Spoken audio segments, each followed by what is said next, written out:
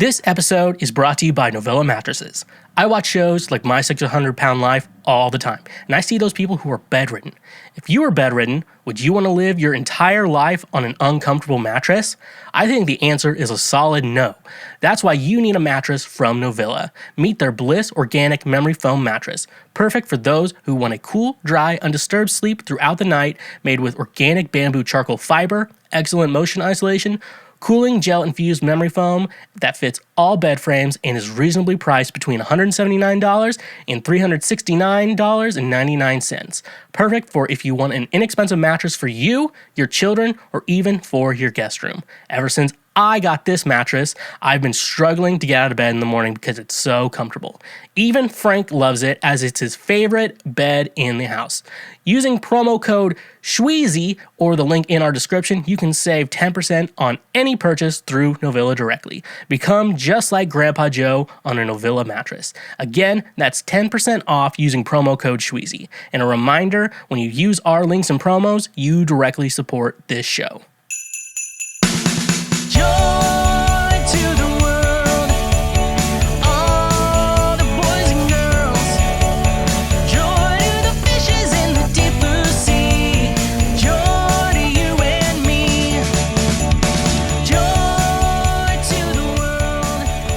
One and all of the world and the world of who lives in it.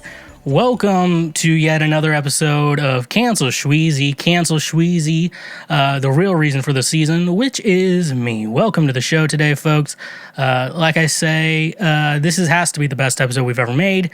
I would know because I have been in all of them. So welcome to the show today. It's the greatest show. This is the greatest show. Wait, but it's the Christmas time, so we have to do Christmas music. Jingle bells, jingle all the way. Jingle bells, Batman smells, Robin laid an egg. Batmobile lost a wheel and Joker got away. Hey, that's a Christmas song, right? If I'm remembering that correctly, that is a Christmas song, a Christmas classic. Jingle Bell Batman Smell. So welcome to the show today, folks. Like always, I am Schweezy, or some of you may know me as or the Foreplay King. That is what most people know me by, is the Foreplay King. So welcome to the show today, folks. Like I said already before, this is the greatest episode we have ever. So thank you for jumping on whatever podcast platform. If you're on the YouTube, you're seeing me right now. I'm wearing a Christmas sweater, the same one I wore on last week's episode. Mainly the reason, I bet you're wondering, what is the reason behind this? This is the only one I have. So that's the reason why. That's the way it is. So yeah, thank you so much for making it to the show today. If you're watching on YouTube, if you're listening to it on your audio platforms, thank you so much for checking out this show today. First and foremost, I do want to say I have music out on all streaming services. That's Spotify, that's Apple Music, that's Tidal, that's Deezer, that's YouTube, that is Amazon. Wherever you listen to music, I don't know where people listen to music these days. You could buy music, you could stream music, you could record it from your cassette tape from someone who gave you a CD or from a phone or something. I don't know. I'm not you. I can't decide who you are and who is the person you have become. But I do have a couple EPs out, Ride or Die Volume 2 and Ride or Die, technically Ride or Die Volume 1. Those are out there. I have an EP called King, and I have an assorted amount of covers, like a cover of NSYNC's It's Gonna Be May out there and for you to listen to. So why are you not streaming my music nonstop? Like a true Christian. That's what Christians do. They stream my music, especially ones where I tell women they're good at giving head and I never want to see them again. So welcome to the show again. If you, like I said, check out the music, and if you also want to keep updated with what I'm doing with my life, you can always check me out at TheSchweezy. That's typical social media sites: Facebook, Facebook, Instagram, Twitter, TikTok, and everything else under at TheSchweezy. I've been more active on TikTok. I've been posting a lot of show highlights and clips like that. on there, but I've been making some original content too, which I would play, but I think it would get copyright because a lot of lip singing. So yeah, and music is kind of a bitch like that. That's rough, buddy. Copyright, which I get because I do music. Like I said, it's all wherever you stream your music at now.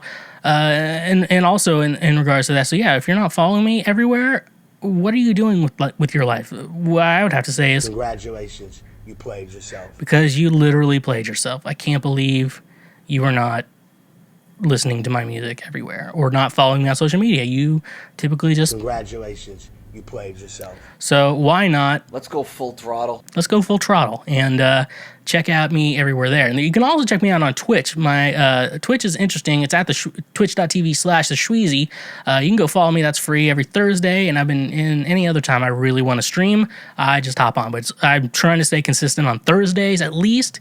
And if I do any more during the week, I post it on the social media. So more reason to go check me out there or follow me on Twitch so you can just see anytime I stream, play video games. I just finished Pokemon Shining Pearl. Well, I mean, I finished main story and a little bit of the after game, but I mean, I'm still working on other things in my free time.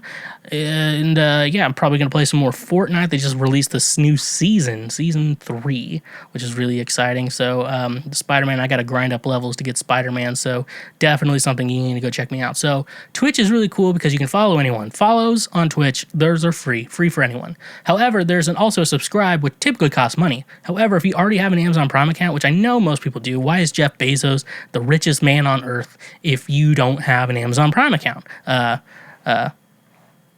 Pretty bold of you little fucks to assume that I'm not God. Always pressing the right drops.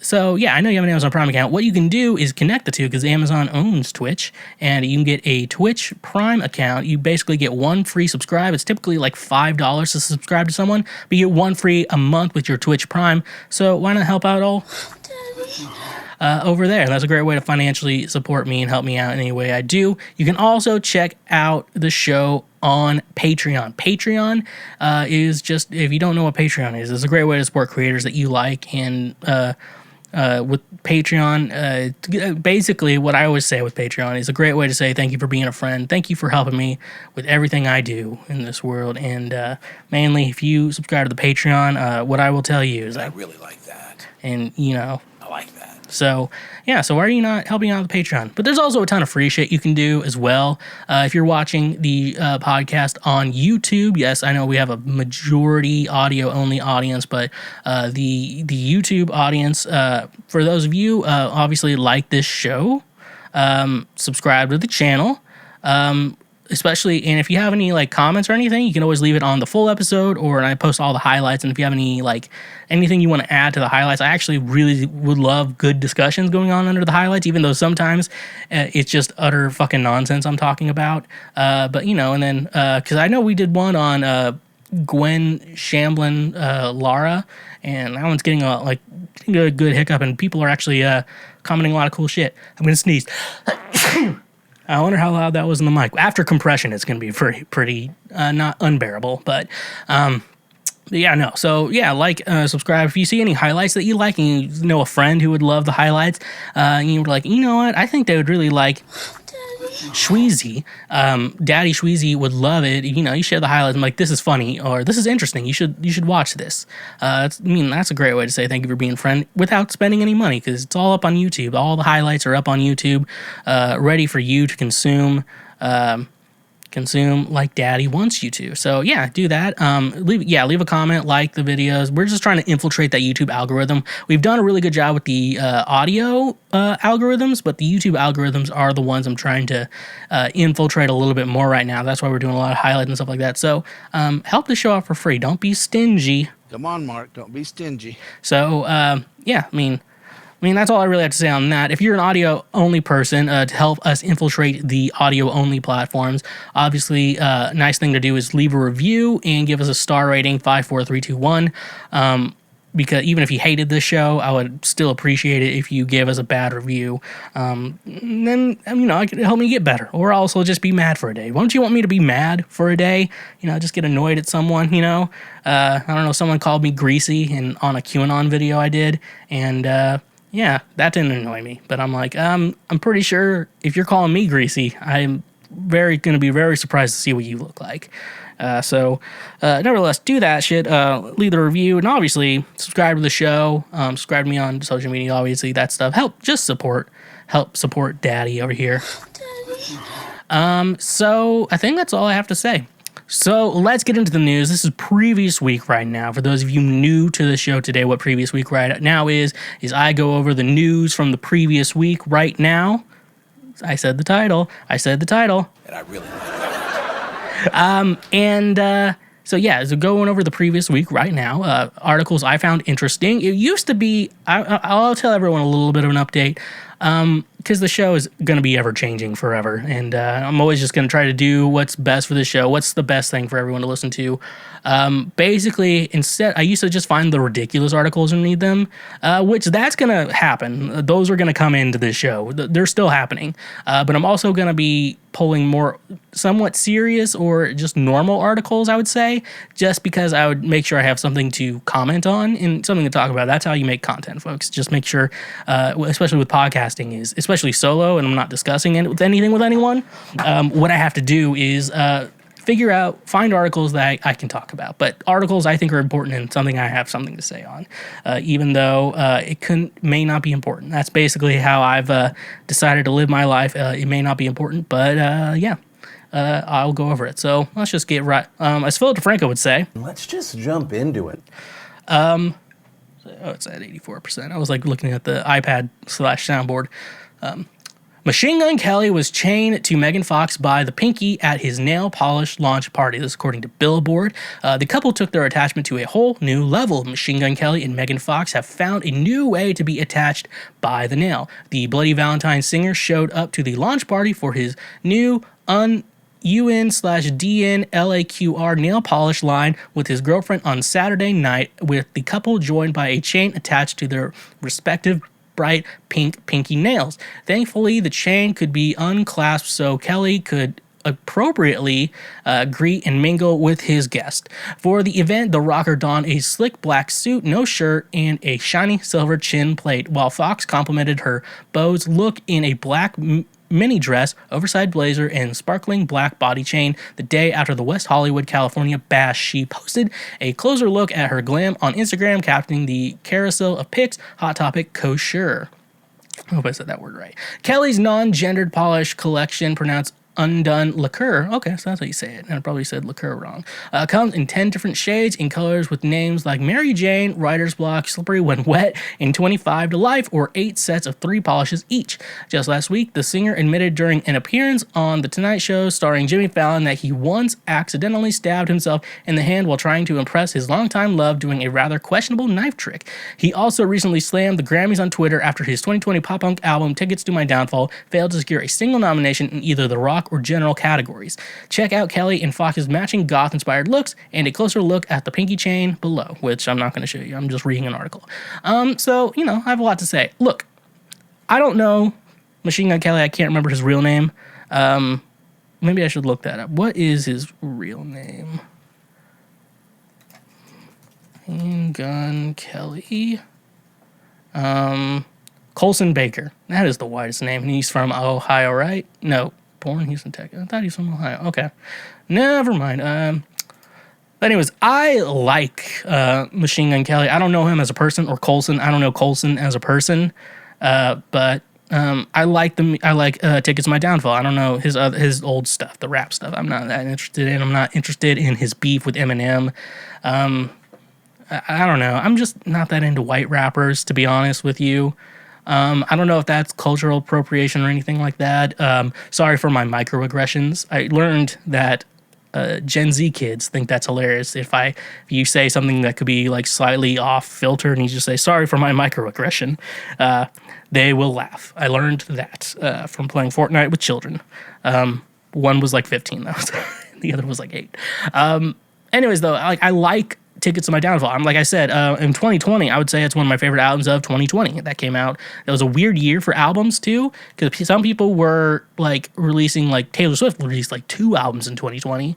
Machine Gun Kelly released an album that was, something standard that made sense in the album, and so some people went overboard, some people went underboard. I released 2 EPs in 2022. The first one was pre-pandy, and then the other one was during the pandy I wrote. So, and then the second one I wrote, and it came out the next year. Oh, actually, Ride or Die Volume 2, which out wherever you stream music is, I wrote that all this year, which is weird. We're coming to the end of the year. And, I'm like, I wrote that whole EP this year and released it this year. And, gotta think about my next release, which I have something in mind, but I have something in mind with it, but figuring it out. So yeah, we got this new thing, and, no, it's really funny. So it's cool. He just has a nail polish line. It's cool. I don't know what nail polish. I kind of want to get into nail polish, but it's kind of back when I can play whenever I get back to playing shows again. I think black nail polish, kind of like a black emo and eyeliner aesthetic, is cool. But it's kind of weird for me because I have I'm blonde, but in a special kind of blonde, meaning that I'm a technical blonde, but it's also pretty dark, dirty blonde too. And it's like, I like this color, and then I'm like, I want to dye my hair, maybe black, maybe like bleach it, just stuff like that. And so, with nails is the weird thing. So we're going to talk about the nails to begin with. With the nails in this situation, like my nails are just kind of weird. I clip them so much, and some of them get ingrown and stuff like that. It's just my nails look so bad and they grow so fast. So I don't know if it's worth it for me to actually paint my nails. Like I wouldn't mind, but also at the same time, like if someone's like, I don't know if I'm with a girl, like, you want to go get our nails done with me? I'm like, yeah, sure. I'm not going to get something like acrylics or anything. I think those are gross. Really long ones are gross. So I'll deal with like acrylics if it's like not that long. I don't know, dirt under fingernails is just gross to me. And I don't know, long fingernails and like girls with like longish fingernails, acrylics, ugh, it's gross. Much dirt gets under. It's like you see a guy with long fingernails, you see how dirty they are, and then you expect a woman to be different. Like, no, men and women are equally dirty and gross. That's 100% what I believe and what I will believe in for the rest of my life. With nail polish, though, I don't think it's necessarily a gender. I mean, the acrylics make it weird. And he plays guitar and piano and some other stuff, I guess. But he's not, he can't have long acrylic nails. It has to be like the short, so you can play guitar. That's a little secret. And especially in piano, too, because when I took piano class, they're like, you can't have long nails unless you're a guitar major or whatever. That's the only reason you can have long nails. And then I'm like, I just decided I didn't want to learn classical guitar. I think it's good, and I would, if anyone was like thinking about learning this, I'm like, go for it, because you'll learn a lot. And I don't know, my school was kind of weird like that. I'm like, I don't think I need to continue guitar lessons unless it's like jazz-based. We didn't have like a jazz-based guitar teacher at school. I like taking composition lessons, though, except for the finals, which was just a fucking roast. Like, you have juries, if you don't know. For the non-music majors, what a jury is basically you have, like, all the staff in a certain department. So, like, your vocal major, you have all the vocal professors sit in, you perform the songs you've been working on throughout the semester, and then this is your final. What did I learn from my lessons? How have I moved forward? And it's basically just kind of a milestones, like, because you have like a couple months, and you have some songs. You got to learn the songs, appreciate it. You have weekly lessons with your professor. And if you're like me, you get sick once a semester, and that's when you're like, I don't think I can do a lesson this week, but I'm gonna still kind of work on everything. Type of shit like that. And basically they listen to it, and then you leave, and then they write down their notes, and they send it to you in their notes, and then they give you kind of a grade. That's kind of, it makes sense in school, and you're obviously supposed to. I did fine on all mine. I think except for maybe my freshman year, second semester, when they're like, you didn't practice with your accompanist, did you? I'm like, no. That was a whole different story. But then, like, when I did composition, though, it's different because you don't actually you don't get like your critiques there. You get your critiques right there. You listen to like a recording of your song, like you played it live for a concert, and then I just saw like a memory of it, and then you go into like your room and you listen to it, and then so when I was in composition, basically I did jazz composition. I don't think the teachers are like, I know you're not kind of interested in this, but I think it's fun for you. And I'm like, yeah, I agree. I want to do this. Just, learning jazz composition. So I did. And then I kept putting jokes in all of the shit. Like, It was like swing like Elmo, and then like the teacher's like, when you play swing like Elmo, I just think it's crazy. I'm just like, maybe we shouldn't put joke. Well, because it's like something you wrote, and then like your friends and people with your school are playing it. So I thought jokes were funny, and I did the Sesame Street suite, so all the titles were funny. My main final was a big band piece called Bert and Ernie, in parentheses, they're just friends. And then a couple years later, they're like, they're based off a gay couple. I'm like, God damn it. And that didn't age well. My other one was like a combo, and it was, what was it, Big Bird, in parentheses, the Ray Romano of Birds. I wrote one for like Grover, maybe Oscar I wrote one, but yeah, I don't think I ever finished those. But yeah, I think, I got my worth out of it. But then like you listen to the song, and then they just roast you for 30 minutes, and you leave and you're like, man, I feel like shit. And then you're like, oh, you got an A. Like, Jesus. When it's like people, they went to like, one went to Northwestern, one went to Yale, one went to University of Texas. It's just like these big school professors, and then they're just roasting you. Like, I don't feel good right now. Anyways, though, back to the topic of this. I don't even know how I got there, how I got to even that point. Nail polish. Speaking of guitar majors, or music majors, that's how I got to it. So yeah, my nails are just, they grow too fast, and they're kind of not good looking. Yeah, and even when I play guitar, I look like I have sausage fingers. But no, let's go to this event. I don't know why I thought this was interesting to talk about. But then like people like criticize Machine Gun Kelly. He's like, this is pop punk today, and he's wearing like a pink shirt and shit, and has a pink guitar and stuff. Like, that's the aesthetic he's going for. Like, you have to have an aesthetic anytime you release an album. There's like a theme, there's artwork and stuff like that. That's like that's music in general. You have to have like a theme kind of going forward. That's why with this show, it's like that. My windbreakers colors and stuff like that. It's just like my channel, my brand's colors, and that's that's how it is. And then people talk about how like punk rock is shit. I mean, punk pop is like shit these days. I'm like, and like I said, I probably said last week on our Beatles, my Beatles rant, like music's an ever evolving thing. You can't expect music to stay the same forever, and that's why people are like, music better back my day because it was like this. And I'm like, well, if we kept making music like that, it would all just be shit music that sounds like that. It'd be like the shittier version of that. So like that. So I really enjoy Machine Gun Kelly. I really enjoy his music. Or I enjoyed Ticket to My Downfall and like that. So, and people were like, talking about his aesthetic, and like, I can't think of an example right now, but we know there's bands who have had weird aesthetics. Like, remember when you wore short sleeve shirts with a scarf, like a short sleeve V-neck shirt with a scarf, like metalcore bands would wear that shit. So, I mean, like, I don't know what you're talking about. And then, people have a lot to complain about Machine Gun Kelly. At the end of the day, he's fucking Megan Fox, and you're not. You're probably behind a computer, lonely, and that's mainly. Congratulations, you played yourself. Because you don't have Machine Gun Kelly. You're not Machine Gun Kelly, and Megan Fox is not fucking you. So I like how Mary Jane, because he's big into the weed and shrooms and stuff. Writer's Block, it's a musician thing. Slippery When Wet. Why is it I don't know if there was a joke with the Bon Jovi album, but why would you name it after Bon Jovi album? That's a little weird to me. 25 to Life, it says 3 polish. I think it's a good idea he made nail polish, because I guess guys are getting into nail polish now, and whether women want to fuck guys who wear nail polish is they're determining. Like, I don't think women would fuck me if I wore nail polish, but if Harry Styles wore nail polish, I think a lot of women want to fuck him. That's just my opinion.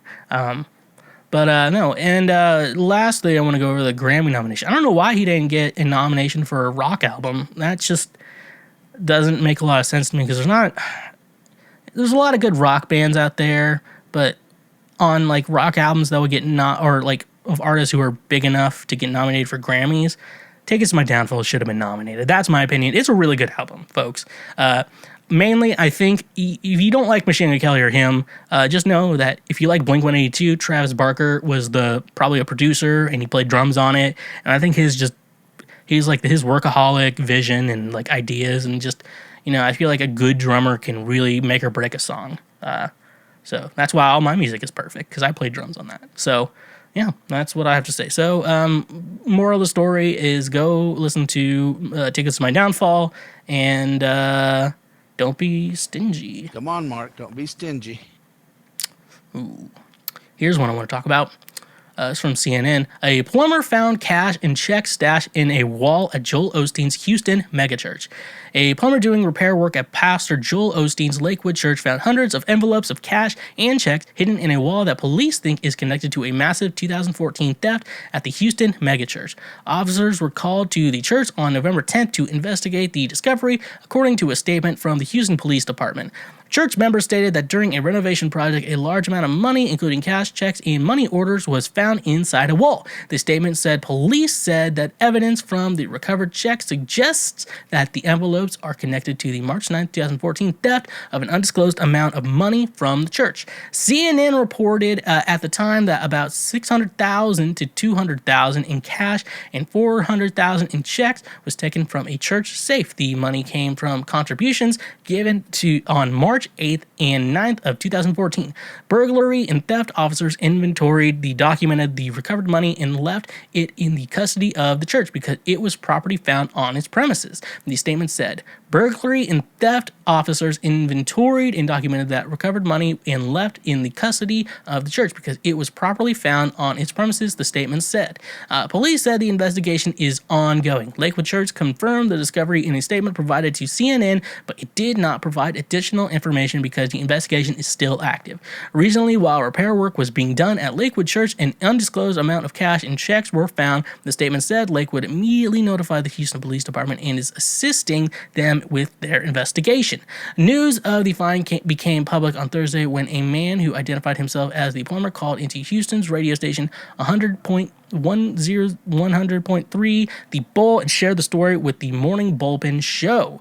There was a loose toilet in the wall and we removed the tile. When to go remove the toilet and I moved insulation away and about 500 envelopes fell out of the wall and I was like, oh wow, the caller said. The caller said he contacted the maintenance supervisor and turned the money in. Co-host George Lindsay told CNN and they talked to the man who said his name was Justin off the air to make sure it wasn't a prank. I wish we had video of our faces because we were all just like, holy cow, Lindsay said. He said he was impressed that Justin did the right thing and turned in the money.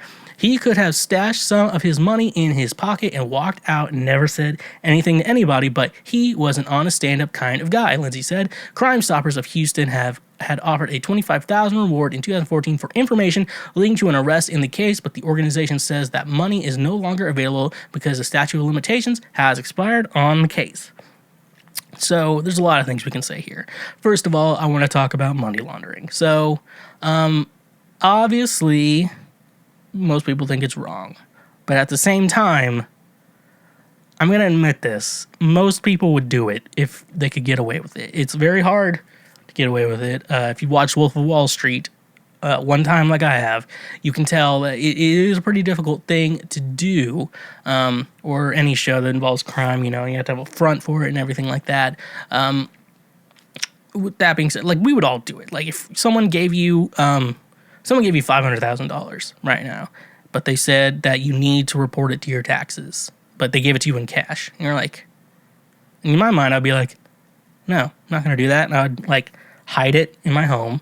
And then,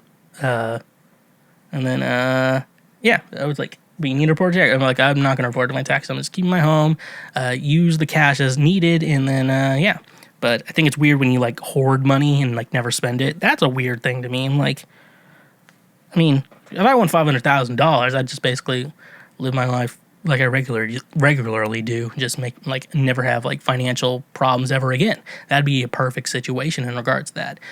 What they did, they hid it in the church. Now, here's the weird thing, you know, like the checks in the money orders. So if you would deposit that into account, that would be fishy. Someone would get on your tail. However, the cash though, why would you not do something with that cash? I would take the cash. This is the type of guy you get. And it's weird that the guy who found it didn't take some for himself. I would have just been like, I would have blackmailed Joel Osteen. That's what I would have done. Like, he's already a shitty person to begin with. So, you know, if taking his money, I'm not gonna be worried about that. I'm not worried about Joel Osteen. I'm not worried about his money. I'd be like, look, man, found all this money in there. I could report it, or I have the money. I have pictures. Yeah, you gotta blackmail him, or give me some money, and I won't tell anyone. So this guy being a stand-up guy, he either really hates Joel Osteen or maybe he is a good person. When money, I don't know, something like that. It's like, I wouldn't rob. This is what I don't get. Like, cops are made to just basically take money from poor people to keep them poor, but they won't do it to like a rich person who can afford to be like, get a speeding ticket and shit like that. I always thought that was weird. I always think that's weird. I'm like, why are you trying to get money from people who barely have money when you could get money from people who already have money? I don't know. I don't get to, maybe because they're paying you to attack poor people and not them. I don't know. It's a weird situation.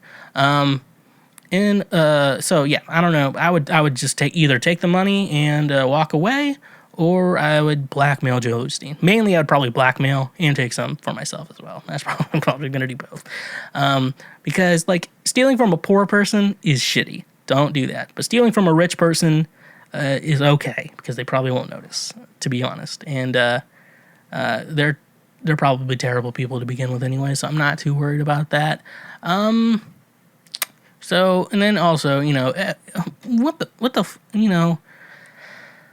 so, you know, I don't know, like, you know, with checks and stuff like that, I don't know why you're keeping that hidden. I guess you're wanting insurance money or whatever, but, I mean, the cash, take the cash. Why are you hiding it in the church? Take the cash for yourself, Joel. Hide it in your mansion and put it in your little, I know he has, like, a Scrooge McDuck type of swimming pool of just gold coins and cash that he swims in. We know he has that. That's a room in his home. He has that.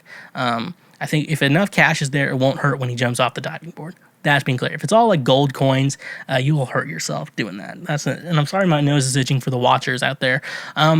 So, you know, and I don't know, Joel, this is stupid, Joel. Why would you hide it in the church? Like, and if you know someone's going to do maintenance in the bathroom, why are you not moving the supply? Come on, buddy. You're smarter than that. You've been getting money out of people for years now. Your with your weird smile and your weird hair, and he kind of has a mullet. I mean, yeah, and my mom likes him. Don't swallow anything. He once said, don't swallow anything Satan is trying to ram down your throat. Jesus comes first. That's a Joel Osteen quote that I will forever do it. So, in other news, Joel Osteen is still a piece of shit, and this guy is a fucking idiot for not taking some money and or blackmailing Joel Osteen. Oh, this one's pretty funny. It's from USA Today. I don't know what, if anything, I will do with it. Mark Cuban bought a town in Texas. Mark Cuban isn't a stranger to big investments. He's a billionaire who owns the Dallas Mavericks after all. But this is a bit different. Mark Cuban bought an entire town in Texas last month, according to the Dallas Morning News. Mustang, which is 55 miles south of Dallas, has a population of 23 according to the last census. It is 77 acres. It has a strip club, which real estate broker Mike Turner said it's not in good repair, but it could be redone for something, and a trailer park. Cuban told the Dallas Morning News he bought it because a friend needed it to sell it, saying, I don't know what, if anything, I will do with it. It was not announced how much Cuban paid for the town. It was originally listed at $4 million, then reduced to $2 million.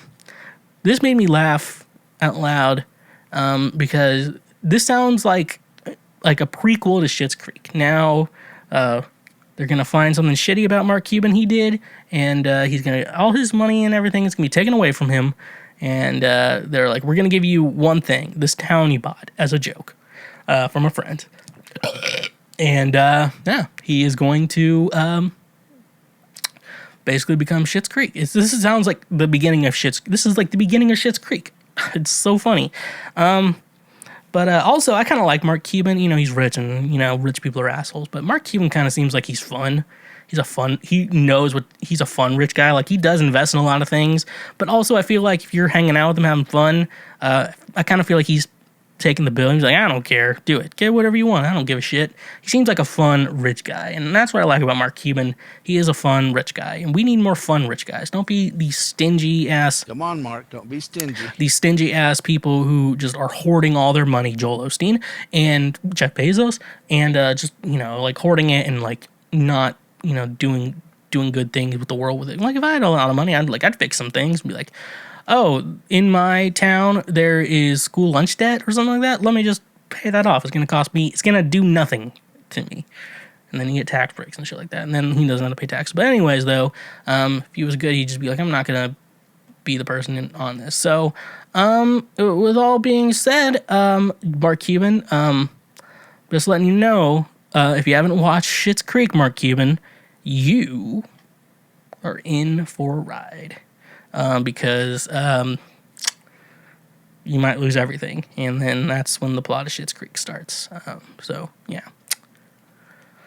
Okay, last article we have for the news today. Hawkeye leak confirms a huge Daredevil cameo is coming. This is from Inverse. Disney Plus series pride themselves on unpredictability. There are huge cameos like Contessa Valentina in The Falcon and the Winter Soldier, or He Who Remains in Loki.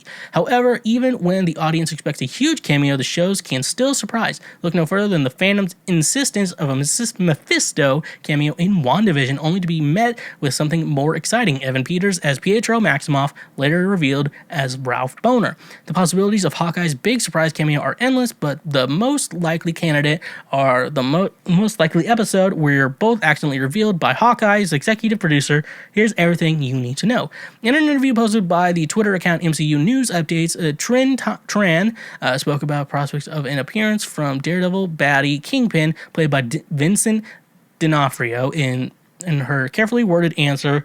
Tran meant to say, we need to speak after you've seen the rest of the episodes, but instead started off saying, we need to speak after you've seen before stopping herself. Many fans are taking the slip up to mean that it says Wilton Fisk, okay? It says Wilton Fisk. They said Wilton Fisk. It's Wilson Fisk. Wilton Fisk, a.k.a. Kingpin, will appear in the 4th or 5th episode of Hawkeye. While the chances are pretty even for either option, looking back at past appearances tips the scale. In almost every other Disney Plus series, a major reveal occurs in the 5th episode, going back to The Mandalorian, the first big Disney Plus original series. Episode 5 was when the mysterious figure, later revealed to be Boba Fett, appeared. Then in Season 2, Episode 5 was when Ahsoka Tano made her live-action debut.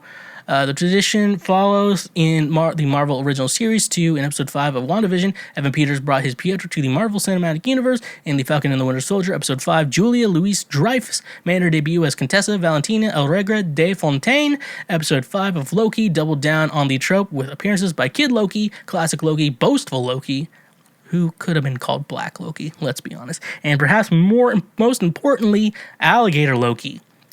If Disney Plus keeps the pattern of slating a big appearance for Episode 5 of Hawkeye, Kingpin is a great candidate. He raises Maya Lopez, a.k.a. Echo, who appeared at the end of Episode 2. Therefore, he's already got ties to the series. What's more, constant rumors surround Charlie Cox's Daredevil appearing in Spider-Man No Way Home, which premieres the same week as Hawkeye Episode 5. A Kingpin appearance could be the final nail in the coffin of integrating Daredevil into the MCU.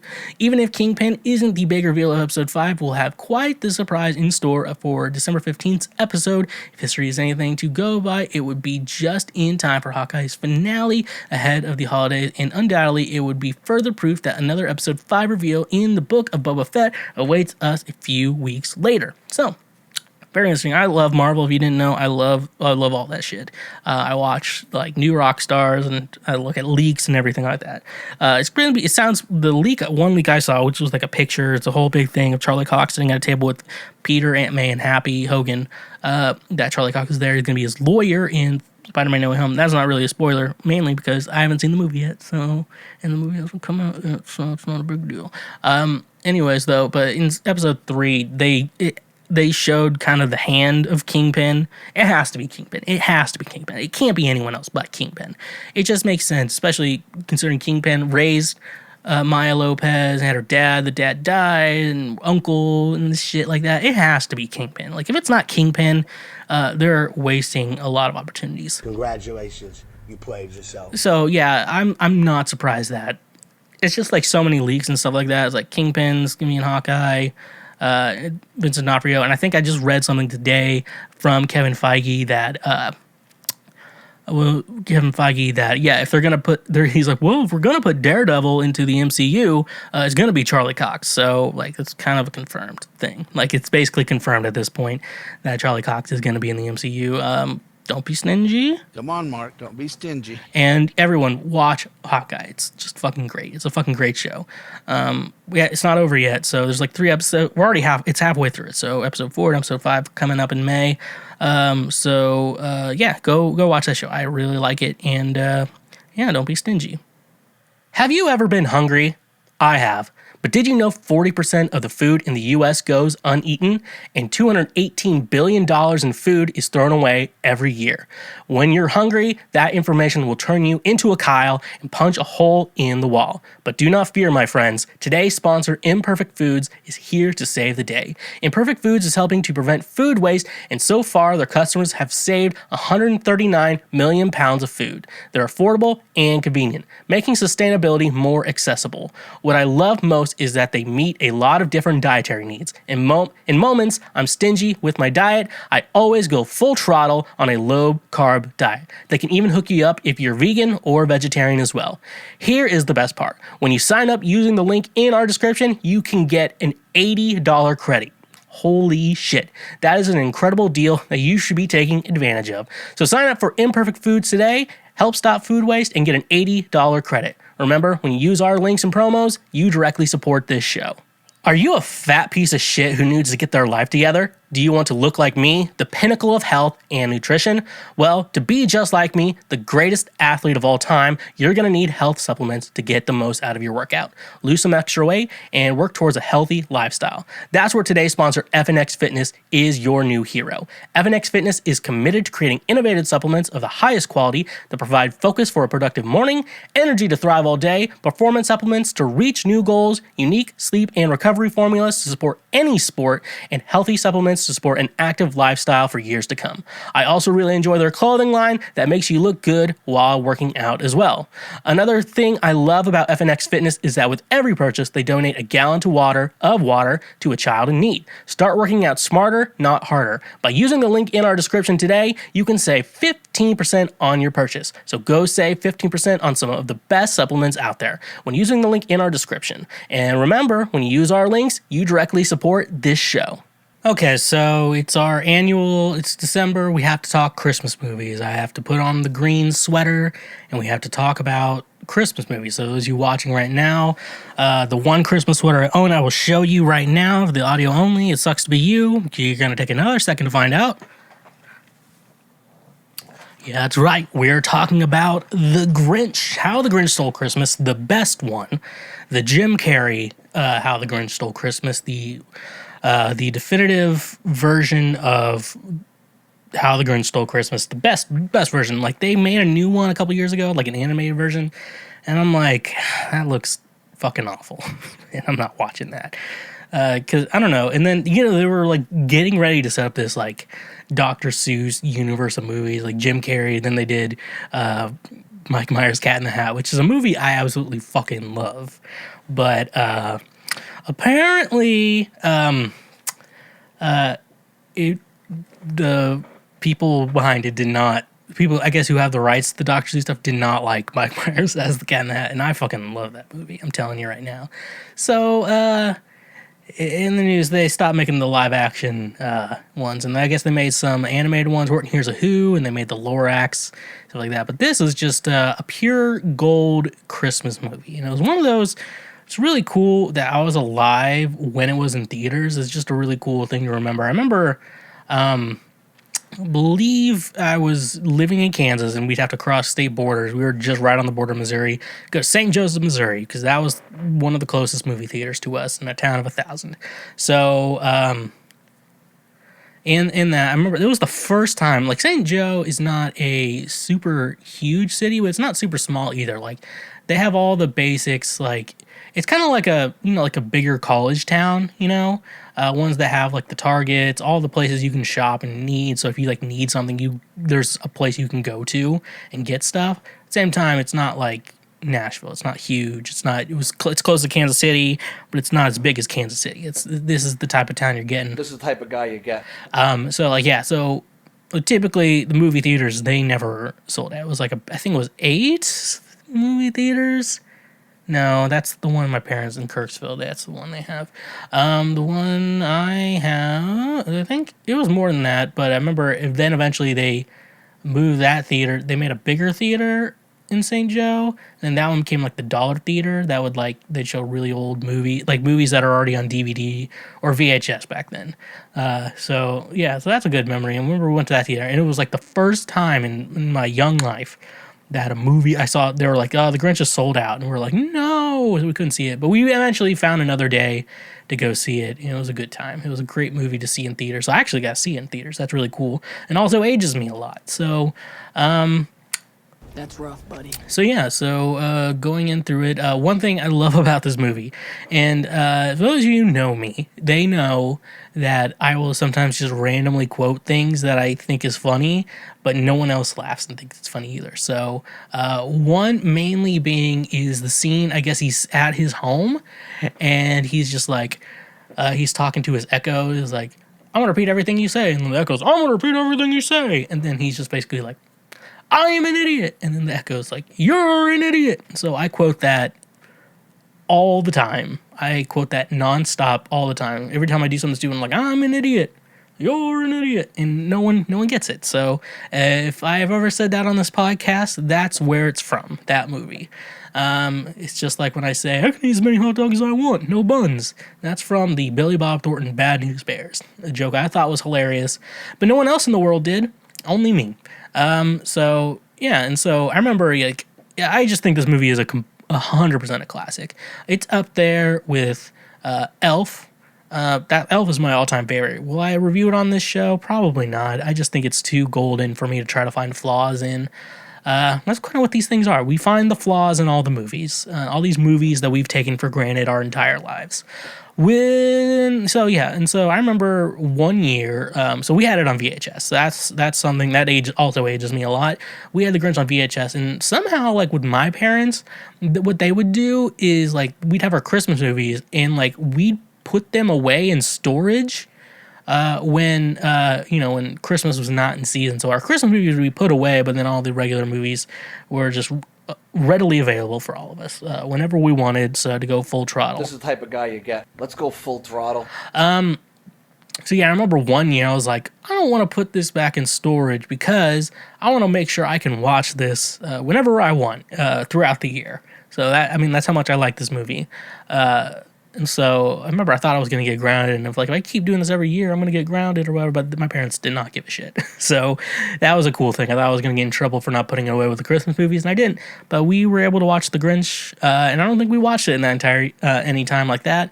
It was just available for us. So that's kind of my backstory with this movie. I like to talk about the memories I have with these Christmas movies. I feel like regular movie reviews, like, I can probably find a story with that, but Christmas movies have, like, a lot more childhood nostalgia with it, so it's just a lot of fun. So let's just, as Phil Franco would say, Let's just jump into it. as they would say, let's just see what the movie's all about.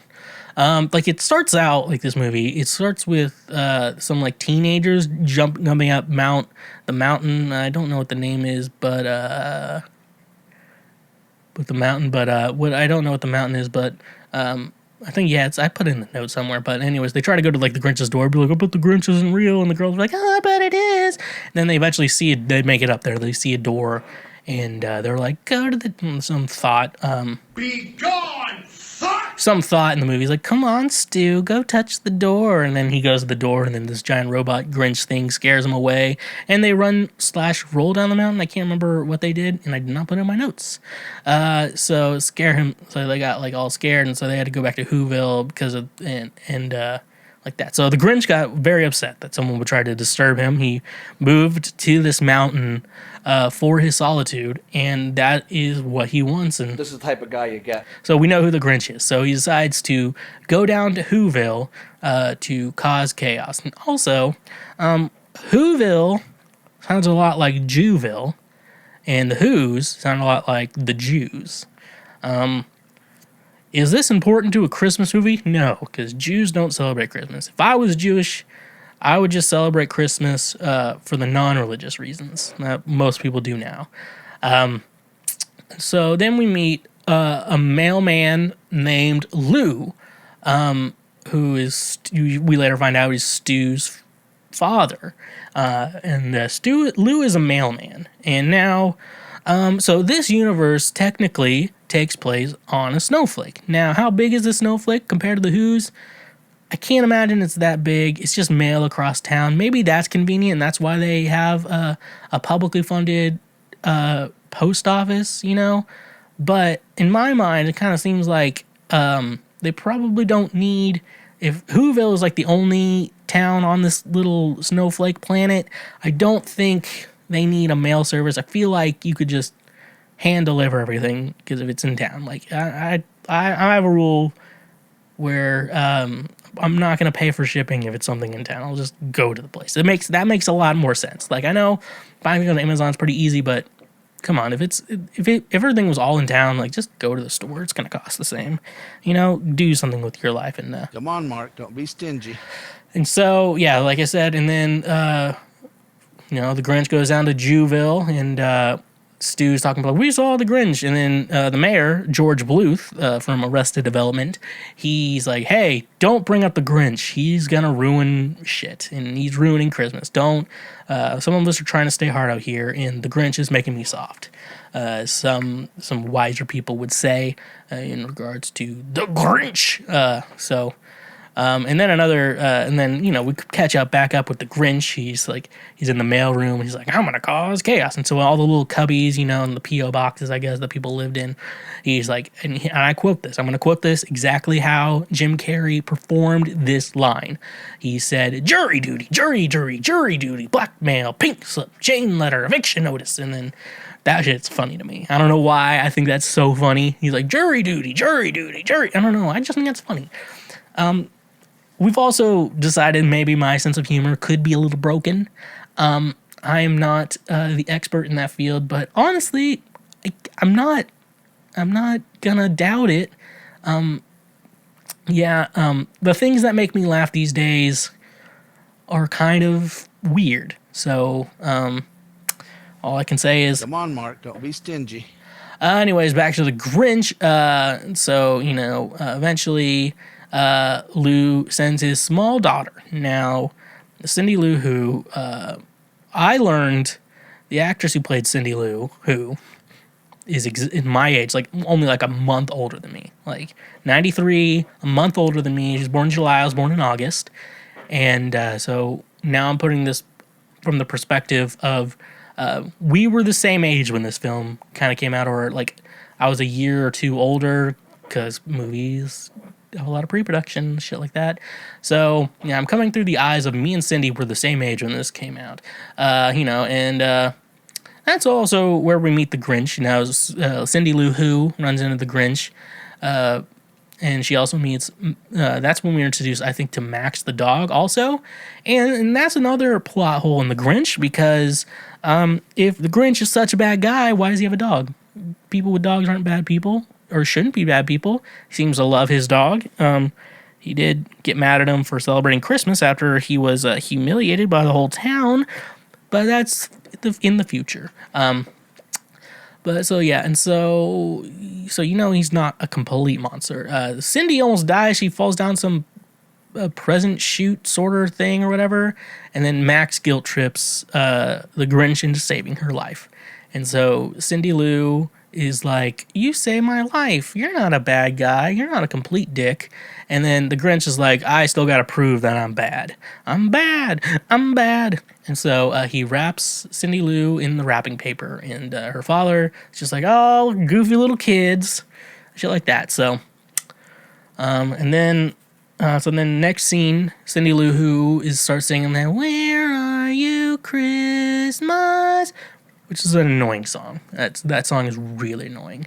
And it's also, from a songwriter standpoint, could have a lot of problems. Where are you, Christmas? Christmas is a day of the year and a holiday. When you say, where are you, Christmas? You lost a holiday. Like, you can't find a holiday. It just doesn't make a lot of sense, okay? And I just, you know, I could probably analyze word for word everything, but the song doesn't make a lot of sense. So back to the Grinch. Back on his mountain, he first checks his heart size. which, cardiomegaly is a disease we should all be getting checked with regularly through lab tests or x-rays and everything like that. The Grinch made sure that his heart is not that big, because taking care of your heart health is a good thing. And then, he's checking, like, if he has any voicemail messages, and then he doesn't have any. Then he's like, I'm gonna check my outgoing message. And he's like, it's just threats. His voicemail is threats to people. And he's like, that's why I don't have any calls. And then, that was also a thing I was thinking about. Like, why is he paying for a phone plan if he doesn't like anyone and doesn't talk to anyone and just kind of wants to live in solitude? Live his life in solitude. That's kind of a plot hole in this movie. It kind of seems like the Grinch is paying bills in his little mountain home, and seems kind of weird. And then people are like, the Grinch doesn't exist, and then they're like, but he's paying bills in this world, on our little snowflake world. But I kind of get, like, the Grinch doesn't want to be around people. I can get that sometimes. I like my friends, but people I don't like, I don't want to be around them. That sucks. I don't want to be around them. So then Cindy Lou Who decides to go into research and do some interviews of everyone in the town, figure out what is the story behind the Grinch. Like, who is the Grinch? What's his life like? Who is he? Who could it be? So she gets her tape recorder. It was 2000, so still very common in households, even on Snowflake Planet, on Snowflake Towns. So we learn in school his origin story, the origin story of the Grinch. He was in the same class as Mayor George Bluth and Martha, who is Cindy's hot neighbor. Definitely MILF time. MILF. And I really How did I press both those at the same time? Okay. So basically it was like a Christmas party, like the Grinch, only green person on this whole world, the only green person, which is kind of weird, to begin with, because, maybe he should have went to a doctor. I don't know. Like, he was all furry, but no one else was furry. They just had weird noses. So the Grinch decided he wanted to get into young Martha's pants. So that's what he wanted to do. But the classmates are making fun of him for being 8 with a beard. Now, it could have been the 2000s. I don't know if beards were in back then. But today, if you have a beard, you're pretty cool. And even it just makes you look. It's makeup for men, technically. That, like, women wear makeup, men just need to grow a beard, and that's how they make themselves look better. So he starts crafting this weird ass angel thing for Martha, and it turns out Martha does like the Grinch too. Yet she has the hots for the Grinch. But yeah, and so after he makes a little angel present, he decides, Martha, he'll need to make her an angel and shave his heart. What the hell did I write there? Oh, I think I was meant to say head. I wrote shave his heart. I'm like, what the fuck am I writing here? So, like, he takes the razor, tries to shave himself, and this razor does not look good. It's not anywhere near like a Manscaped. It's not anything I would want to put on my face. Just long things that sound like your skin's gonna get caught in. So, so he shaves his beard, but obviously, from the razor, he just cuts himself nonstop. It's pretty brutal and pretty awful. And after the class makes fun of him, anyways, yeah, but no, I'm going to say, I think I wrote in my notes, if you use this razor, you will definitely cut your balls. If you try to trim your pubes with it, it will definitely cut your balls. And then, he brings it to class, and the class is making fun of him because he has all these shaving cuts on his face. And that's when he declares his hatred towards Christmas. He then moves to the mountains to become a hermit. Like any 8-year-old would do in any world. He becomes a hermit from just from that moment, which I get. I get being a hermit. I understand it. I don't think I'll do it, but I understand it. So then flash forward, we go to a town meeting, and then they have to nominate for their holiday cheermeister, and Cindy convinces the entire town to pick the Grinch. So and then I wrote in my notes, she's the same age as me, Taylor Momsen's Cindy Lou Who's name.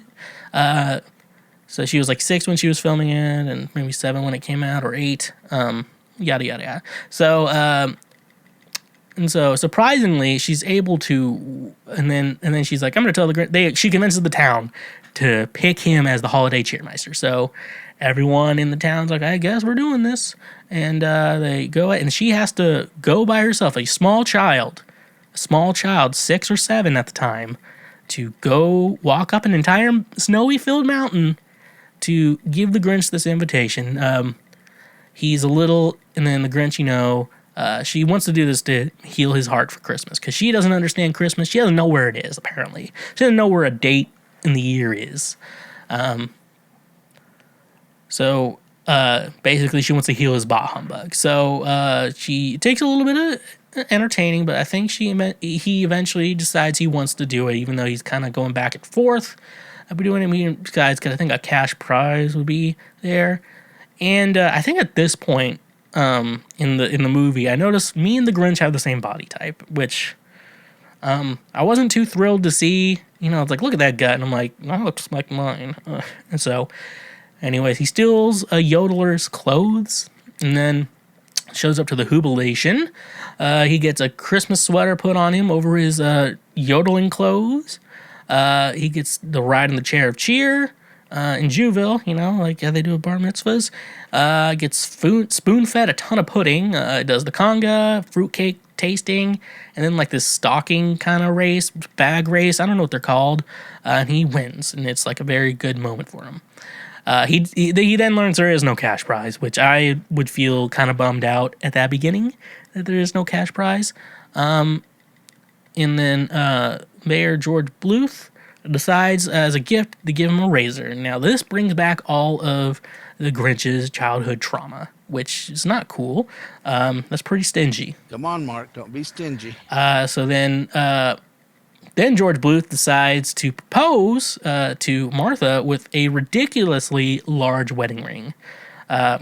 There's a point with wedding rings, like, you see the nice ones, and then there's some that are just tacky. And this was so big it was tacky. That's, yeah. And so the Grinch just goes on a rampage because he's been triggered by past events from PTSD. And so he, like, scratches a car, like, nails on a chalkboard. It was kind of weird. And then causes a scene and then he shaves George Bluth's head in the middle. And then Ron Howard's, brother or whatever, who's in all his movies, did the same thing to his head in solidarity. He burned down the Christmas tree, steals like a really tiny car, then blows up that car. And so he ruined the whole jubilation. And the town's pretty bummed out. But luckily they had a spare tree. And then, so that would be kind of annoying in my mind. Be like, fuck, they had a spare tree the entire time. Fuck this. So that wasn't very cash money of them. So then, obviously, we get to the main meat and potatoes of this story. He comes up with a brilliant idea to steal Christmas, to say, fuck you, Whoville. And so then we get a montage of him setting up all this shit to, you're a mean one, Mr. Grinch, and shit like that. And then Max becomes a reindeer, like one reindeer dog to pull an entire sled. Now, I've thought it was funny to have a bunch of pugs move a sled, but that's just stuff I think is funny. Then he starts stealing Christmas, and he's actually doing a pretty good job with it. He's sucking everything up, but he's just making a lot of noise, which I'm surprised no one woke up from. But Cindy finally wakes up, because I guess she needs water or some shit from the fridge, and then she confronts Santa about what he's doing, and he makes up some bullshit, like, oh, lights are on the tree, I gotta take it with me to the North Pole. I'm like, okay, child believes that. And then, like, I was like, oh, he's hiding himself pretty well, so I guess she won't recognize him. Then the Grinch does show his face, and Cindy doesn't see the Grinch. She still thinks it's Santa, which, like I said, we're the same age. I would have been like, you're not Santa, you're the Grinch. That's 100. I would believe that 100% that that's the Grinch. There's no fooling me. Like I said, I'm a genius, so it'd be hard to fool me in regards to that. So I guess so then the Grinch, finishes stealing all the presents from Juville, as I wrote in my notes, and then he's getting ready to dump all the presents off the top of Mount Crumpet. So I finally learned the mountain's name in this, and Then everyone wakes up the next day and they're like, the town is all disappointed. It's like, oh, Christmas presents are gone. And then, obviously George Bluth, the mayor, is like blaming Lou and Cindy. And then he's like, hey, this isn't what Christmas is about. We need to know the real meaning of Christmas. And so everyone's like, okay, that's an empowering speech. And so Cindy's like, I got to talk to the Grinch. So she goes down the trash chute to try and get back to him. Because that's just like an easy way up, but it's not like a good way down. It's weird. It's a weird thing. Which makes me wonder why. Oh yeah, and that she goes down the trash pipe, and that leads straight to the Grinch's mountain. And then, like, you remember Stu from the beginning of the movie? They walked up there. Like, you could have just taken the trash chute. So you kind of played yourself there. Congratulations, you played yourself. And then and then the Grinch is getting ready to drive everything, but then he's like, "Oh, here's the town singing together." Then that's how he learns the true meaning of Christmas. And then he develops cardiomegaly, which, if you didn't know, is the enlarging of your heart. His heart grew 3 sizes that day, which can't be good. That has to cause a lot of medical problems, right? An enlarged heart, that has to cause a lot of problems for his overall health. But then Cindy somehow gets to the top of it, and he's like, I gotta save your life. And then all the presents go down the mountain, sleigh ride, and it stops in Whoville, and everyone gets their presents back. And that's how the story ends. He gets the car of the roast beast, which I assume roast beef is similar, but it looks like a turkey. I don't know about the animals on this snowflake land, okay? That's the end of the story. Everyone gets their presents, the Grinch has cardiomegaly, and everyone lives happily ever after. So ending this, we always have to talk about what is the meaning, what is the lesson we learned from this movie? So one thing I would say is don't mess with a weird kid because they're going to shoot up the school. I would tell all children this. You don't have to be best friends with the weird kid, but you also should just be nice to them. You don't have to, be nice to the weird kids because when they shoot up the school, fingers crossed they don't. But if they shoot up I'm going to say if they shoot up the school, you don't want them to go after you. They're going to probably leave you. Like, you're cool. Stay here. So, or they'll text you, you're cool. Don't go to school tomorrow. So I'm like, cool. So, yeah. And so that's a lesson I learned. Also another lesson I learned, children are dumb because if I was 8 years old and a kid had a full beard, he'd be the coolest kid in class. Like, do you know children are the coolest kid in class? These children on this snowflake are dumb fucks, and they shame a child for having a beard, which would never happen in the real world. You'd be the coolest guy in school if you had a beard. Woman would be weird, but I think if you're a guy, you'd be the coolest thing in school. Another lesson, I believe, and I think this is the last lesson, always stay alert of your heart health, because cardiomegaly is a dangerous disease. You can have a lot of health problems. That could cause stroke, could cause a lot of other health problems. And in regards to that, a stroke is something you really take a hold of. But cardiomegaly is something you should check on. And if your heart grows 3 sizes one day, you need to go to a doctor or the hospital to see what they can do for you and see if there's any assistance they can give you, any medication they can give you, hopefully shrink the size of your heart. So that is How the Grinch Stole Christmas. Like I said, one of my favorite movies, favorite Christmas movies, a classic, I would say. It is 100% a classic and something I believe everyone should watch. It's a year. If you're going to watch Christmas movies, make sure The Grinch is on your list. You wouldn't download a car, so why should these random websites get your credit card information? The solution to that is today's sponsor, Privacy. Privacy is the first payment product that keeps your personal information private, while being even more convenient than using a physical payment card online. Privacy empowers you to protect your physical card information. Each merchant you share your card information with puts you more at risk to hackers or data breaches. Why not use a privacy card instead? By creating a virtual card with privacy for each merchant you shop with, your physical card is safe and secure. Privacy cards can be paused or closed at any time, preventing any future transactions from being authorized. Privacy cards can also be single-use, meaning they close after just one authorized transaction. One of my favorite ways to use privacy is for any service with a free trial that requires a credit card to sign up. You can just cancel at any time, and that way you're not getting charged every month and you're not forgetting about that ongoing subscription. But wait, there's more. By using the link in our description, you can get $5 to spend anywhere. That's money that you get to use. So start paying the smart way with privacy. And remember, when you use our links, you directly support this show. Do you ever just casually solve world hunger and think, I wish I could get alcohol delivered to me? Well, lucky for you, today's sponsor Drizly is here to the rescue. Drizly gets all your favorite beer, seltzer, wine, whiskey, and much more delivered directly to your home. With their easy-to-use mobile app, we are getting one step closer to never leaving our homes. You know it's saying something when it's being praised as the Amazon for liquor. Drizly is my go-to app for getting all the booze I need so I can do other things. So using our links in the description today, you can save $5 off your purchase through Drizly. Drizly has proprietary ID verification technology that it provides to its retail partners that allow drivers to scan IDs for more than a barcode to make sure the purchaser is over 21 years old in the US and of legal drinking age in Canada. Retailers on Drizly may have a minimum order or delivery fee, so using our link in the description, get $5 off your first order with Drizly. And remember, when you use our links, you directly support this show. Okay, so it's time for me to give you advice. I know a lot of you have some advice you need. Some of you have a lot of problems. I once had a problem, and I solved it. Don't ask me how I did it, but I did it. So, as much as I would like to say it, Let's just jump into it. Okay. First question we got here. Why are many Americans obsessed with white teeth?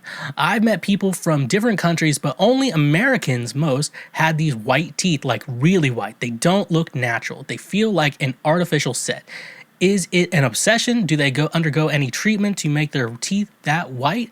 Oral hygiene is good, but why have this pure white teeth? Not just the people I've met, but we can find many American actors, celebs, media people, or influencers have this white teeth. So this is a very interesting question for someone who does not live in the States.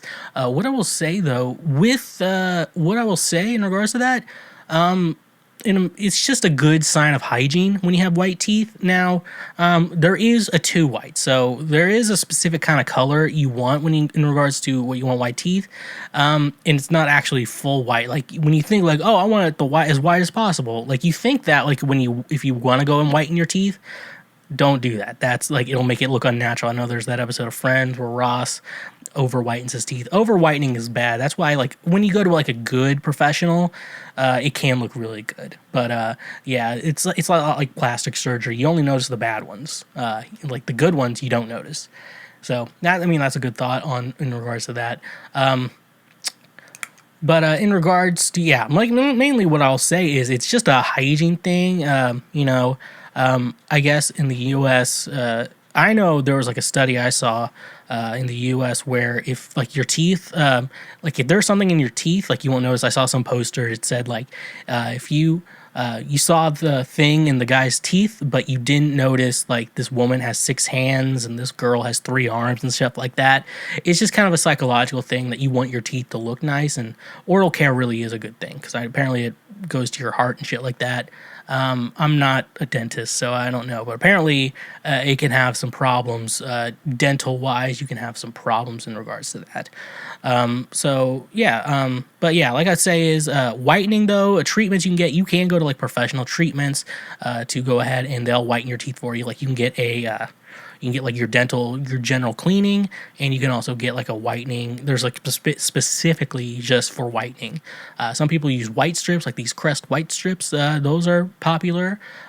Toothpaste can help. A lot of toothpaste in the U.S. really does help with keeping white teeth. I always make sure I get something with that. I drink a lot of coffee, so my teeth are naturally just going to stain, and it's pretty rough. Congratulations. You played yourself. So I definitely need to be whitening just making sure I'm brushing my teeth with a whitening toothpaste, just to make sure. Because if your teeth are just all yellow, it just looks gross and it doesn't look like you're very hygienic. It's just mainly a hygiene thing. So, bad breath, hygiene, and when the teeth are kind of that, it's like you want to have a good smile, and I think a smile says a lot. I know. Women are like, don't tell, you're not supposed to tell like women to smile because you'll look better or pretty or whatever. But and obviously that's true. You shouldn't be like, oh, smile, you look pretty. I'm like, that's kind of creepy. But I do want to say, like, when you smile, people do look better when they smile. Like, look at people like, and then like the smile looks better than the teeth closed. It's just kind of what attracts people. So, like, when you have good teeth, like, when you smile, you're a little more confident, too. Because I know women like confidence. Like, you could be ugly as fuck, but if you have great confidence, women are attracted to that. I don't get that in my mind. But I'm just a kid and life is a nightmare. So, the main thing, it's basically the main thing. Oral hygiene. Mainly because it's just a show of you have good hygiene, like you take care of yourself. It's good hygiene. There's confidence. Like when you smile, it looks like you're confident with your smile and you're fine with it. I think those are the main two things. Whitening, and then whitening too. Like I said, people can overdo it. You can find that overdone teeth whitening, and it looks fucking weird. So there's always like an off shade of white, kind of yellowish. Like that's what kind of looks natural, surprisingly. It has to be kind of off-white. Just a little fact for anyone out there who's trying to do it at home. But, and then you can get whitening done. You can do it. You can do some home treatments and some toothpaste, have it. Baking soda toothpaste really does the work. I use, like, the Quip. I got, like, a Quip toothpaste. It's really cool. It's really funny. It's, like, you can spit, but don't rinse. I was like, that's not my lifestyle. Spit, but don't rinse. That's not my lifestyle. Spitting is not my lifestyle. Quip. FYI, you're not sponsoring the show anymore, so I don't have to worry about that. So that's gonna be my general advice for you. Ooh, I like this. Why do a lot of people hate Nickelback? Nickelback was my favorite band when I was a kid, and I still like their music, in my opinion. I realized for a while that a lot of people hate Nickelback and don't understand why. Some clarity would be appreciated. So there's a couple factors in here when you look at music. Before I go into anything, I want to say I like Nickelback. Their new shit, no. But, like, some of the old stuff, like, they have some good songs. Like, people are like, they're the worst band of all time. Like, well, How You Remind Me, banger. That's, like, my go-to karaoke song. And I always started out with, we're all gonna pretend that we're gonna pretend like we actually, what do I actually say? We're all gonna pretend that we don't hate this band for a couple minutes, and then I sing, and people sing along, which is the funny part. This is how you remind me of what I really am. That's a great song. Saving Me is a great song. Music video is kind of interesting. It could be like a plot to a movie. Photograph, banger. What other? All the Right Reasons. All the Right Reasons and stuff like that. Animals, that's a great song too, and that's yeah. It's butt rock, but there's some good songs there. I probably missed a couple songs, but don't sue me. I'm just talking on myself. So reasons why people do hate them, and this is a very big subject. If you're like thinking like, why do people hate Nickelback? More of like a musicologist like myself kind of type of way. Everything they do kind of does sound the same. Like all their songs are very similar. Like you can. Besides like their big hits, like if you just play me an album, I would not be able to if I listen to an album, I would not really find a difference between any of the songs. That's just, it is what it is. They have a formula, they do stick to it, and there's not a ton wrong with that. There's some creativity there that you could argue with, but that's main one thing. People don't like the way all their music sounds the same, and like they don't like the sound. Another reason. Nickelback, some people don't believe Nickelback deserves the fame they got, the way they kind of came up and when they were everywhere, and that's kind of why people started to hate them.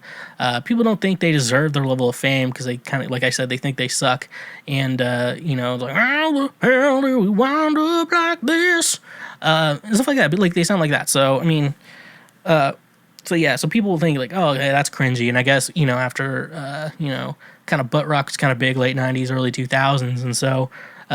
People kind of get annoyed on that front as well. And then people are also like, they're not really original. It's just like generic butt rock, kind of starting to sing like Eddie Vedder or Scott Stapp from Creed. Like they're not like really into that originality factor. They don't think they're that original of a band. But it's like, when I think of butt rock, the first thing I think of is Nickelback. And be like, let's play like a Nickelback. Play it like Nickelback. So it's like their own kind of unique style because butt rock is basically their style. That's the term we've come to that term, butt rock. People also don't really like Chad Kroeger that much. They just think he's very unlikable. Like, when he had longer hair, it looked like ramen noodles and type stuff. And so people don't like that. They don't like his voice. They kind of think he's a dick and don't really like him that much. But I've never met the guy, so I can't really judge on that. I've only listened to his music. And I think the final thing I would probably say in regards to that is people just hate them because they're popular. And a lot of times popular things are very hard, especially in like the rock community. You have to hate everything. Like they're like Pokemon fans talking about new Pokemon games. You have to hate it. You're like Star Wars fans talking about every Star Wars movie. They hate it. So it's just kind of like that. It's just popular to hate on them. And so people kind of, because, they kind of coined they're the best of the best of the butt rock, where I think like Ed Sheeran, like the acoustic singer-songwriter, he's the best of the best there as well. So it's kind of like that. So, I mean, those are just kind of a couple general points. There's a lot more you can kind of go into in regards to why people hate Nickelback. Those are just a few I thought of and can think of and researched a little bit on why people don't like Nickelback. But I like some of their songs. I don't have a hate towards them. I don't think they're the worst band ever. The worst band ever is Trapped. Headstrong, I'll take you on. Like that. Next question. Thinking about running away, is there any way that I can legally change my identity so that friends and family can't find me? Just as the title says, I'm in a pretty rough patch of my life and lost a good deal of loved ones recently. The few friends and family I have left are pretty cold and uncaring. I want to move to another state and start new with a new identity and put my old life behind me. Is there a legal way of doing this? Can I get a new birth certificate, a social security number, and just start living and working somewhere else? First of all, this question. That's rough, buddy.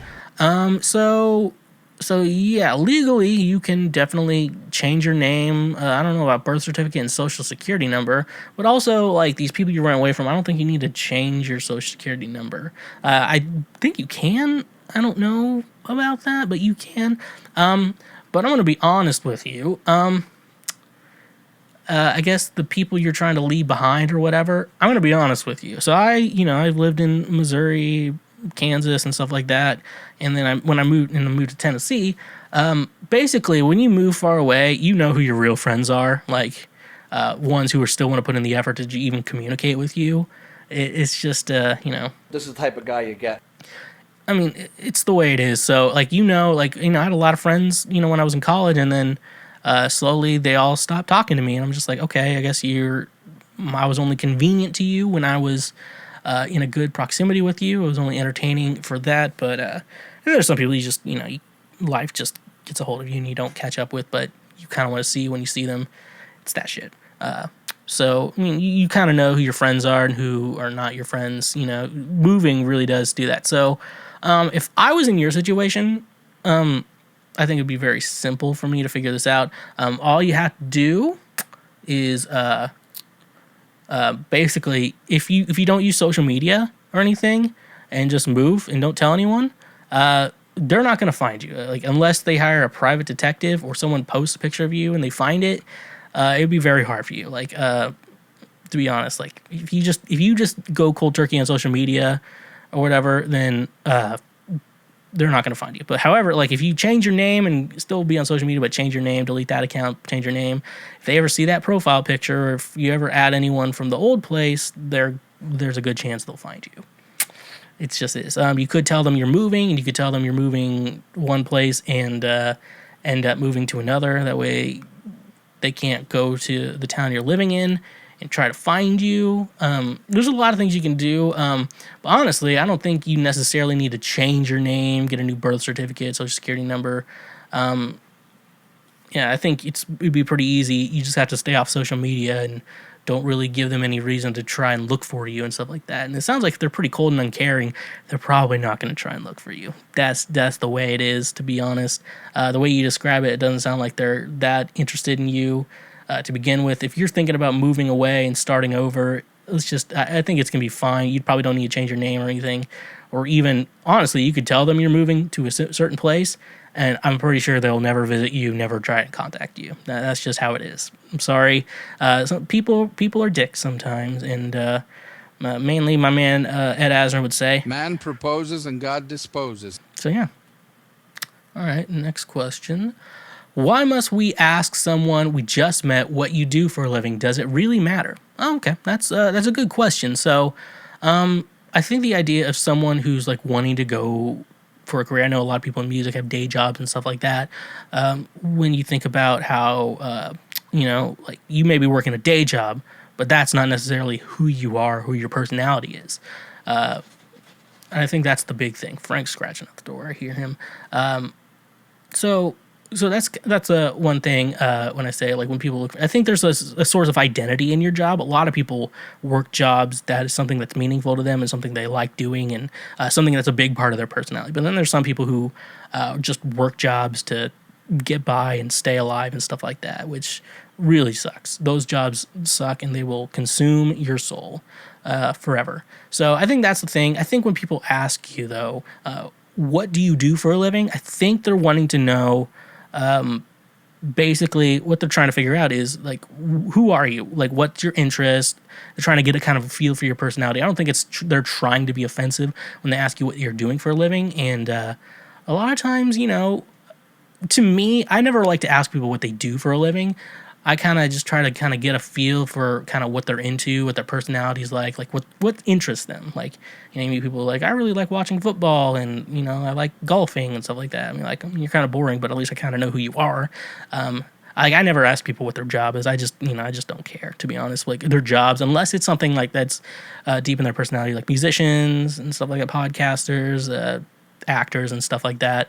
I think those are important jobs when you're working that full time and stuff like that. Those are good jobs. That's when it really matters. I'm a CEO of a company. I'm an owner of a company. I think stuff like that makes it. But when it's kind of like, what do you do for a living? Like, I work this dead end job that sucks, but I need money, so that's why I work the job. I don't think that's that important to know. I think they're just trying to see what your interests are, trying to start conversation. And just kind of get a feel of who you are, just trying to learn who you are. So I don't think so. Go into that with they're not trying to offend you. They're just trying to understand who you are. And people are complex beings. The inner mechanisms of my mind are an enigma.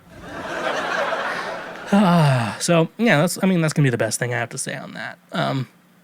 All right, next question. What time in the day is it socially acceptable to buy alcohol? I fear being judged when buying my alcohol in the middle of the day. So, a lot of thoughts here.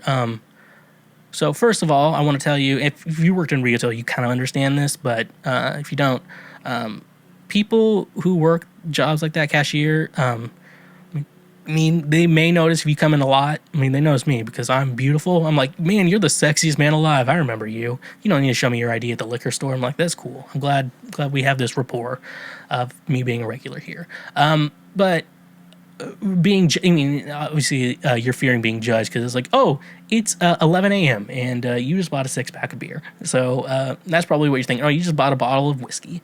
I think you're worried about being judged. They don't judge you. They don't care enough. Liquor store cashiers, workers, they don't care that much about that. And that's a lot of jobs. Like, I used to be worried about, I was like, I have to buy underwear at Walmart or wherever I buy underwear, and then the cashier is going to see it. And then you realize they don't give a shit. I cashiered for a little bit, and I didn't realize how many women, it makes sense to me now. It's just something I didn't think of. It's like how women buy a lot of tampons and they're not ashamed of it. And I'm like, yeah, it doesn't.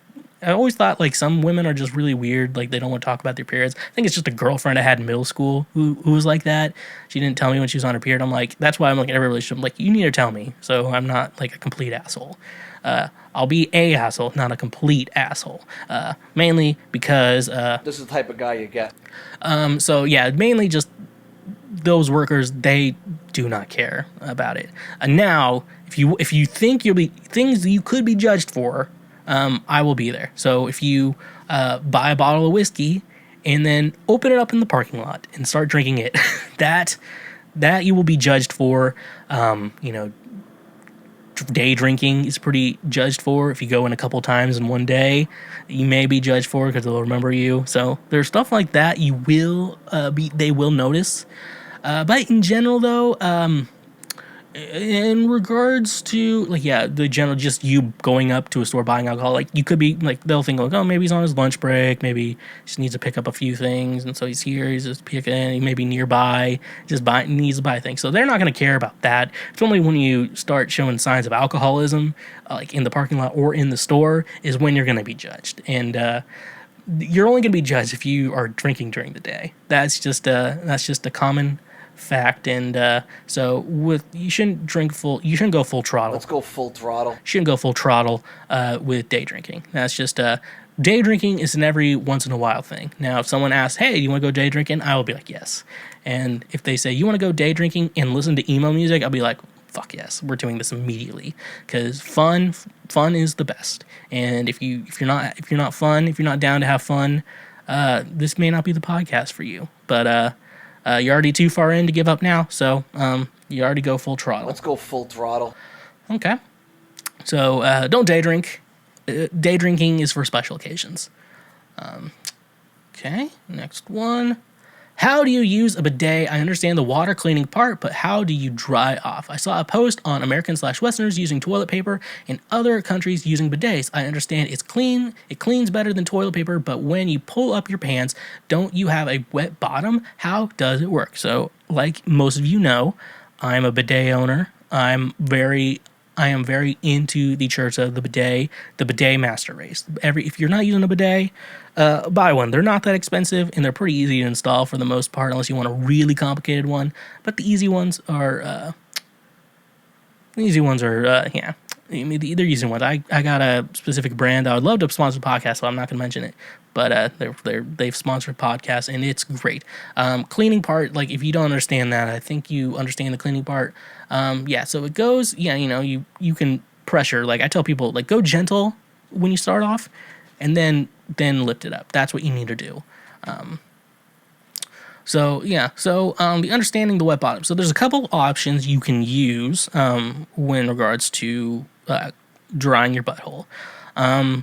First one is you can still use toilet paper to dry. So basically, the idea with you still use toilet paper, but how you use 80% less is what a statistic. Why can I not say that word ever? Like statistic. Okay.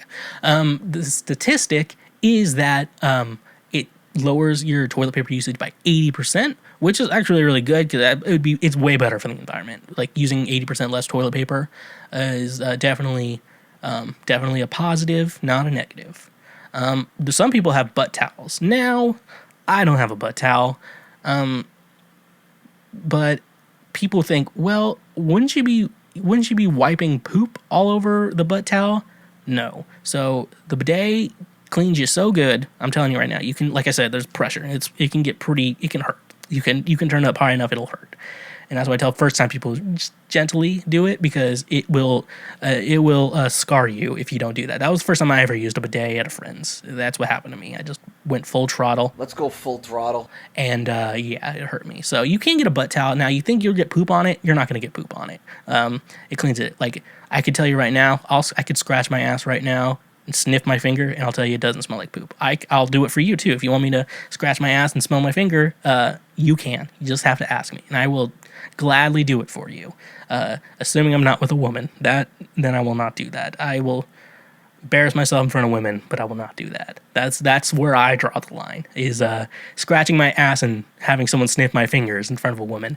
I'm not a complete monster. Butt towels. It's basically just drying off. It's like getting out of the shower. So, you just pat dry, and it's like, well, you were gross, but now you're not, but because you're clean. So with the bidet, you're clean. So you're drying a clean asshole. That's the main idea. And I never got the idea of like, oh, don't go for your ass to your face with the towel. I mean, there is some things, but if you clean properly, it's not going to be a problem. It's just water there. So, yeah. So the butt towel is a very common thing. Weird to explain to other people. I think the butt towel is very weird to explain. The last and final option, what I do is I just let it drip. So I just stop using anything to dry my ass altogether. So what I'll do is I do my business, clean up. I'll sit there for a couple, 20 seconds or whatever, let everything drip down, the big drips, and then I just pull up my pants and go on with my day. So I think a little bit drips into my underwear. I'm not that concerned. It's clean water going into my underwear. It's not pee, it's not poop, it's just clean water going into my underwear. I don't care about it. It's not a problem to me. And I don't use toilet paper anymore. So yeah, that's why I'm superior to all of you, because I don't use toilet paper. You may use toilet paper, and I don't get hemorrhoids, and you can. So that's the way it is. So, yep. So get a bidet, everyone. That's my advice to you. It will change your life. It will make you a better person. It'll help you get into heaven. That's definitely good. Like, we got to do the ass check, and if I get poop on my finger, then you can't get into heaven. That's how that works. Last and final question of the pod today. Why are Americans, generally speaking, so obsessed with guns? That's a good question. One I will be happy to answer for you. Mainly, so there is kind of a culture with guns. Like, people do like guns and, go to a shooting range. It's fun, I don't have a gun. I think I might get one. I've changed my mind. I used to be very anti-gun. Now I don't think it's that bad when it's just kind of like to reason, if it's like a handgun or something for, I think it's just for your protection and for hunting, and a lot of times those both can be the same thing in regards to guns, and so it's like that. But then people are getting AR-15s. It's like, no one needs an AR-15. Like, who are you gonna fight? And you're like, well, in case the government comes get me. But then they support cops, and you're like, they're going to be the ones that take your guns, right? You support them, but they're going to be the ones who are going to take your gun. So you gotta stop being so stingy. Come on, Mark, don't be stingy. So yeah, and like that. So, and then I think the main reason, and this is what I want to get into, in rural areas, so in rural areas where towns of 1,000 people, kids can just have a gun in their backseat of their car and then go to school, and a hunting rifle or whatever, and it's not a big deal. They're not shooting up the school and anything. It's a small town. Everyone's just kind of hunting, and it's kind of just for protection, but they're not bringing it into school and shit like that. They know better, and a lot of people, surprisingly, you hear about people gun nuts on the news, and those people should not have guns. They're out of their fucking mind. But then there's actual reasonable people who can have a gun, even if you don't agree with it, and they can have a gun, and it's going to be okay. And so, yeah, in rural area, it's so much different in rural areas. Coming from someone who's lived in a city and a rural area. If I'm here in Nashville, if I go outside and I see someone with a gun, a little nervous. If I see my friend Jimbo in Kansas and he just has a gun in his the backseat of his truck, and we're just there, and I'm not too worried about it because I know Jimbo, and Jimbo is an idiot. And if he has a gun, he's probably not going to shoot anything, to be honest. So it's just different. And there's a cultural thing, especially in rural areas with guns. So there's people who are obsessed. They need AR-15, war, guns that are specifically designed to hunt humans and kill humans and stuff like that. You don't need that. You just need a hunting gun and something for protection. That's all, the only type of guns you need. So I think just the main thing is rural areas, it's a little different, but in cities, it's kind of a major thing. So, yeah, that's the main thing. And also, my main thoughts, I go into a little bit more of my gun thoughts. The idea of concealed carry or carry permit. The idea is whatever beliefs you have, getting it, you have to, a lot of people want to say they want to be a hero or whatever.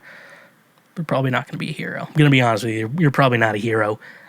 Mainly, I would say, you have to realize, you have to kind of keep in your mind, you have to live with this fact that, yes, I'm going to carry a gun with me everywhere. I'm going to conceal and carry.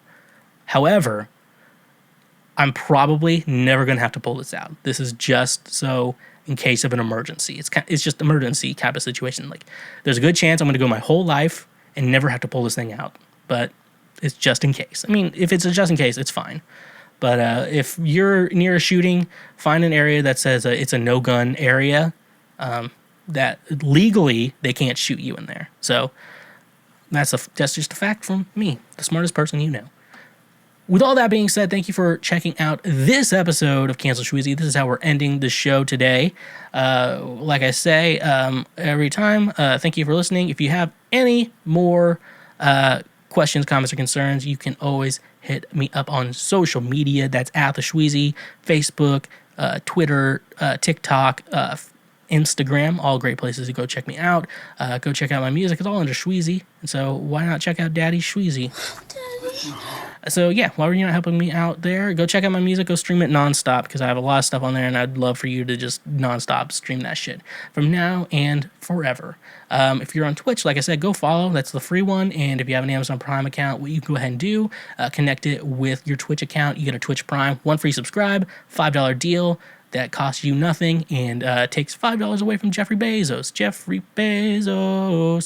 And then we got our Patreon page where you can financially support the show. A great way to say thank you for being a friend. And don't forget the free shit like subscribing to our YouTube channel if you're a video watcher. Leave a comment on some thoughts you have, especially on the highlights.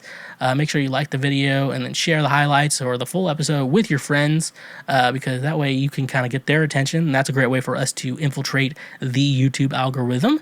We're trying to infiltrate algorithms. That's all we're trying to do. Audio only. Leave a review. Write out a review for us and give us a star review. 5, 4, 3, 2, 1. Whatever you feel we deserve. So with all that being said, that's how we're wrapping up the show today. So like I always say, honk if you love butt drugs and stay awesome.